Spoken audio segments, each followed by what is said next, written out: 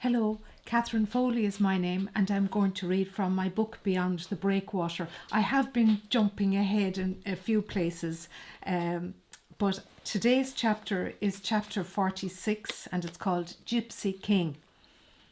It was Dublin in the 1990s, and I had spread my wings as a journalist and started working freelance, writing feature articles and news stories for a range of publications, including the Irish Times, the Sunday Tribune, the Irish Examiner, and the Dubliner, as well as working occasionally in broadcasting, doing reviews and reports for stations such as the Irish language radio station Radio na Gaeltachta.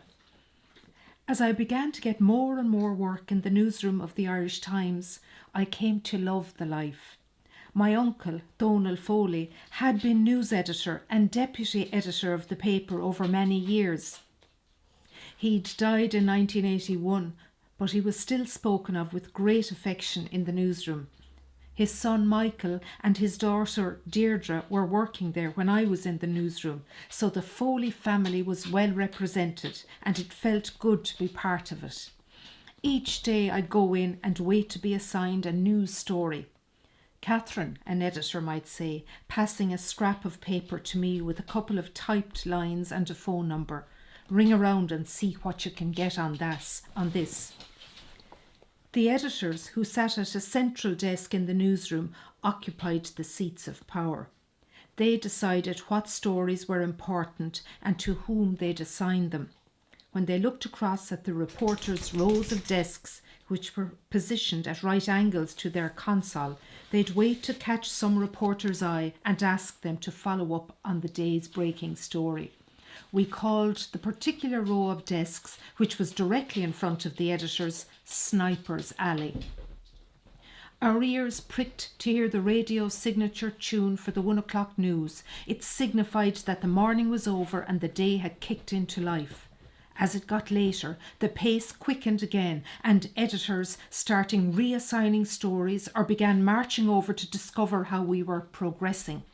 When the evening deadline loomed, more reporters would come rushing back to write up their stories.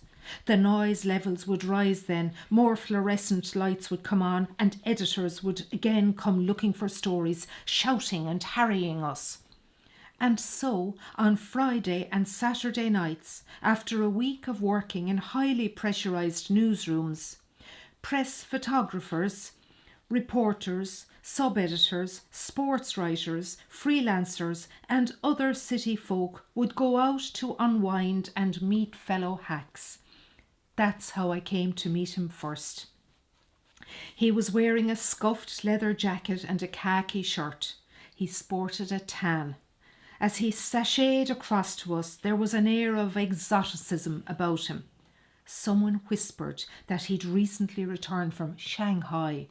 A trilby hung nonchalantly from one of his hands. The Victorian bar, with its bevelled newels, mantel mirrors, red velvet banquettes and mahogany counters, suited him well. His dark hair fell down over his forehead and wafted back along a frayed collar. As he came towards us, he seemed to swamp all in his path with bonhomie, moving with the grace of a ballet dancer, throwing his arms out with arabesque-like flamboyance to greet friends. He pushed through the press of bodies and emerged in front of me as if newly sprung from a raging sea.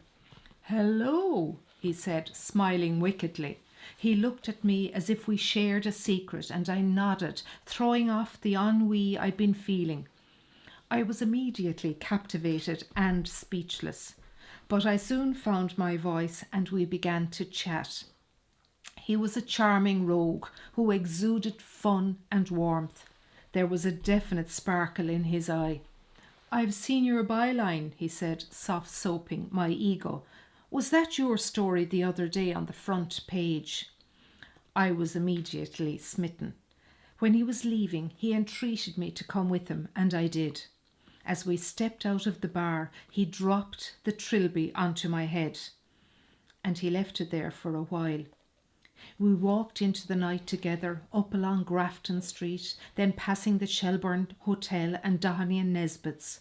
Wandering down Bagot Street, the literary ghosts of people who hover over that stretch of Dublin seemed to wag their fingers at us. When he leaned over to kiss me in the criss-cross shadow of the trees, I felt a frisson of excitement. It seemed as if we were swaying in the breeze, while his eyes twinkled under the brim of his hat. The kiss was brief, but it left me reeling, and when he turned to go at the junction of Fitzwilliam Street, I watched him go off towards Merrion Row like Top Cat or Don Juan, insouciant and devil-may-care. Some weeks later, he cooked me dinner in his flat. I simpered innocently when I discovered that he was living over a brothel and that he seemed to know each of the women by name. It was so typical of him to be curious, charming and impartial. He was never judgmental. As he mentioned his downstairs neighbours, with true Casanova diffidence, he gave me ice cream with rum, banana and chocolate dressing for dessert. We went to parties together and we often stayed out late. I remained at his side, waiting for a further demonstration of affection, looking up at him before we go our separate ways, my lips parted coquettishly in hopeful expectation. Usually he'd lean over and wrap me in a great bear hug. He was my version of Mr. Darcy and Mr. Rochester rolled into one. He was a colossus who strode through the city late into the night, striding up dark streets to the next party, the next concert. Often when he returned after a trip abroad, he'd bring me presents, little bangles and scarves, coloured woven purses and the like. And still I hoped that our next kiss would happen and become the beginning of something between us. One night in a nightclub, we listened to the Gypsy Kings, and, my heart in my mouth, I asked him if he wouldn't like to become more serious, to make a commitment. As the music boomed out, he nursed his drink. "Ah, no, don't you know you're like a sister to me," he said, covering a sort of embarrassment. Clubbers around us heaved as one on the little dance floor, swirling and swinging in time to the salsa beat. Soon he moved away to make eyes at a dark-haired beauty. He fulfilled all the criteria of what I was looking for in a boyfriend. Tall, handsome, charming, roguish, funny and elusive. So I couldn't stop hoping. Until one night, after he'd fallen asleep on his couch, the debris of his travels scattered around the room, I sat beside him waiting, the empty grate staring blankly at me like a warning. Quietly, the idea of romance seemed to evaporate. So I let myself out and flagged a taxi, shaking my head at the idiocy of it all. It was months before I saw him again, walking up Grafton Street. I stepped quickly into a doorway and watched him, feeling the cold dispassion and displacement of a spy. His coat swung open, his hair and profile stark against the cityscape in the afternoon sun.